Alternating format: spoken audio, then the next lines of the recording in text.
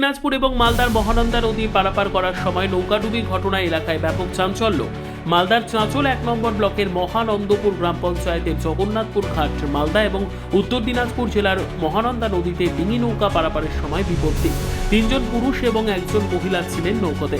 হঠাৎ নদীর জলের স্রোতে ডুবে যায় নৌকো। শুক্রবার মাঝরাতের ঘটনা। খবর পেয়ে ঘটনাস্থলে ছুটে যায় মালদার চাঁচল থানার পুলিশ। পুলিশ সূত্রে জানা যায় 3 জন পুরুষ সাঁতার কেটে নদীর পার করে নেন, মহিলা নদী গর্ভে তলিয়ে যান।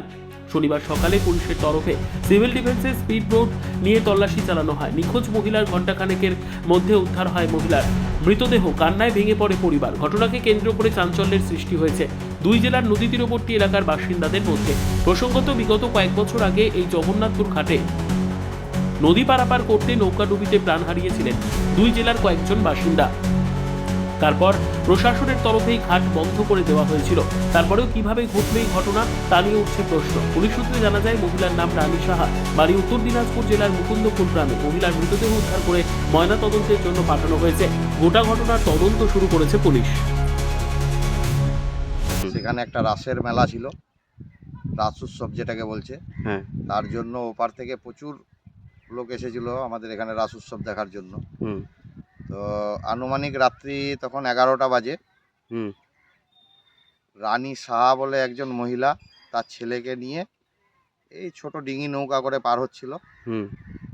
পার হওয়ার ফলে নৌকা উল্টে ওরা 2 জন জলে পড়ে যায়, সঙ্গে মাঝিও পড়ে যায়।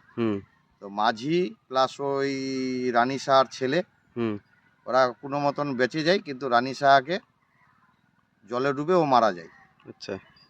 এবং কালকে অনেক খোঁজাখুঁজি করার পরও রানী সাহাকে পাওয়া যায়নি। সেই রানী সাহার ডেড বডিটা আজকে মোটামুটি সকাল 9টার সময় পাওয়া গেল, মোটামুটি এখান থেকে 1 কিলোমিটার দূরে। আচ্ছা। করেছি, আমিও গেছি, বলেছি, কিন্তু কোনো সমস্যার সমাধান হচ্ছে না। আমরা বারবার প্রশাসনকে বলছি যে এখানে আপনারা হয় সরকার থেকে সরকারের আইন মোতাবিক যেরকমভাবে ফেরিঘাট চালানো হয় সেটার ব্যবস্থা করতে, নচেত এখানে একটা ব্রিজ করার জন্য। এই 2টো প্রস্তাবই আমরা দিয়েছি, কিন্তু প্রশাসনের কোনো কানকত নেই।